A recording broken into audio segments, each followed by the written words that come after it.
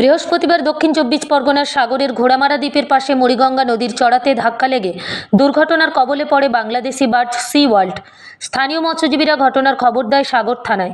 সাগর থানার পুলিশ প্রশাসনের পক্ষ থেকে বাংলাদেশি ওই বার্জ থেকে 12 জন নাবিককে উদ্ধার করে গঙ্গাসাগরের একটি ঘূর্ণিঝড় আশ্রয় কেন্দ্রে নিয়ে গিয়ে রাখা হয়। সেখানেই প্রশাসনের তরফে তাদের থাকা খাওয়ার ব্যবস্থা করা হয়। অন্যদিকে দুর্ঘটনাগ্রস্ত বাংলাদেশি বার্জ সি ওয়ার্ল্ড ক্রমশ মুড়িগঙ্গা নদীতে ডুবতে শুরু করে। ফলে বার্জে থাকা ফ্লাই অ্যাশ নদীতে মিশে যাওয়ার আশঙ্কা করছেন স্থানীয় বাসিন্দারা। চড়াতে ধাক্কা মারার পর পাটাতনের পাশাপাশি বার্জের মাঝের অংশ থেকে দুভাগ হয়ে গেছে। ফলে জোয়ারের সময় বার্জটি পুরোপুরি ডুবে যেতে পারে। এই এলাকায় প্রচুর প্রান্তিক মৎস্যজীবী জাল দিয়ে মাছ ধরেন। বার্জটি পুরোপুরি ডুবে গেলে সমস্যায় পড়বেন মৎস্যজীবীরা। ফ্লাই অ্যাশ মিশে গেলে দূষণ ছড়াবে। জেলা প্রশাসনের পক্ষ থেকে কলকাতার বন্দর কর্তৃপক্ষের নজরে আনা হয়েছে পুরো বিষয়টি। বার্জের ভারতীয় এজেন্টকে দ্রুত ব্যবস্থা নেওয়ার নির্দেশ দেওয়া হয়েছে। সাগর থানার পুলিশ ডুবন্ত বার্জের পাশে পাহারায় রয়েছেন। ও আচ্ছা, পোর্টাস থেকে তোমাদের ইয়ে করেছে কোম্পানি থেকে। কি কাজ চলছে এই মুহূর্তে? এখন জল ফেলছি। আচ্ছা, জল ফেলছি, জাহাজটা বাঁচানোর জন্য চেষ্টা করছি, ইঞ্জিন রুমটা যাতে বাঁচে। জাহাজের ভেতরে তো অ্যাশ ছিল, ওটা তো আমরা এসে দেখি পুরো ডুবে গেছে, জাহাজটা পুরো ডুবে আছে। আচ্ছা, এখন এসি যাতে ইঞ্জিন রুমের ওই জলটা বার করে ইঞ্জিন রুমটা ভাসানো যায় কিনা চেষ্টা করছি। কিন্তু জাহাজটা তো মাঝখান থেকে পুরো ফাটল নিয়ে গেছে, তো দেখতে পাচ্ছি যদি ভাটার সময় যদি কিছু ব্যবস্থা করা যায় এই জন্য চেষ্টা করছি আমরা। আর আমাদের কোম্পানির লোক আসছে, 1-1.5 ঘন্টার মধ্যে এসে যাবে। এই যে জলটা কি ছাই মিশেনি? না, ছাই তো ওই দিকে আছে, জাহাজের মধ্যে আছে। এটা তো ইঞ্জিন রুমের কাজ করছি আমরা, মোবিল আর জল বাড়াচ্ছি। কতজন আছেন আপনারা? আমরা 8 জন আছি। আপনার নামটা বলুন। আমার নাম হাসিম। হ্যাঁ, কুতুবুদ্দিন। গতকাল আপনারা কি করলেন? ওরা কটার সময় কি ঘটনাটা ঘটলো? ওটা আর বেলা 2:30টার সময়। আচ্ছা, বেলা 2:30টার দিকে ওরা চিৎকার চেঁচামেচি করছে আর বাঁশি সিগন্যাল বাজাচ্ছে। আচ্ছা, আর কান্নাকাটি করছে। তারপর আবার আমাদের এখানে কুল থেকে টলা নিয়ে গিয়ে ওদেরকে নিয়ে আসা হলো।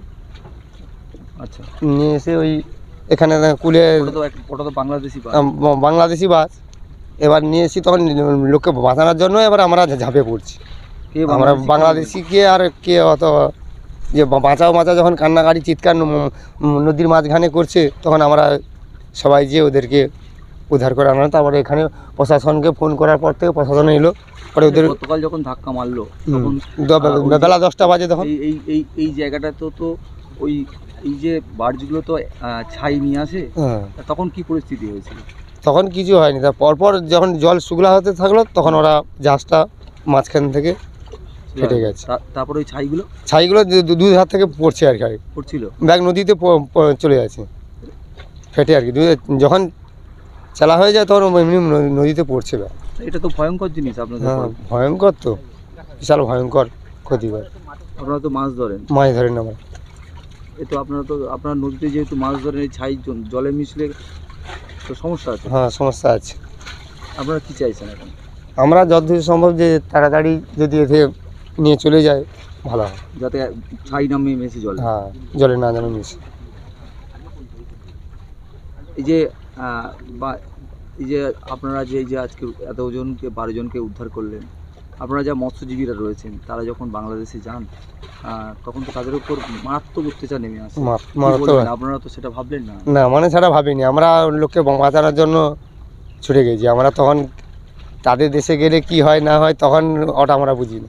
কিন্তু আমরা এখানে কান্নাকাটি করছে, চিৎকার চেঁচামেচি করছে, তখন আমরা সবাই যে ঝাঁপে নিয়ে এসে। আপনার নামটা? আমার নাম মদন মাইতি। গঙ্গাসাগর থেকে রবীন্দ্রনাথ পড়ুয়ার report, Sundarban green news. Sundarban green নিউজের সমস্ত খবর সবার আগে পেতে আমাদের চ্যানেলটিকে সাবস্ক্রাইব করুন এবং পাশে থাকা নোটিফিকেশনের বেল আইকনটি বাজিয়ে দিন।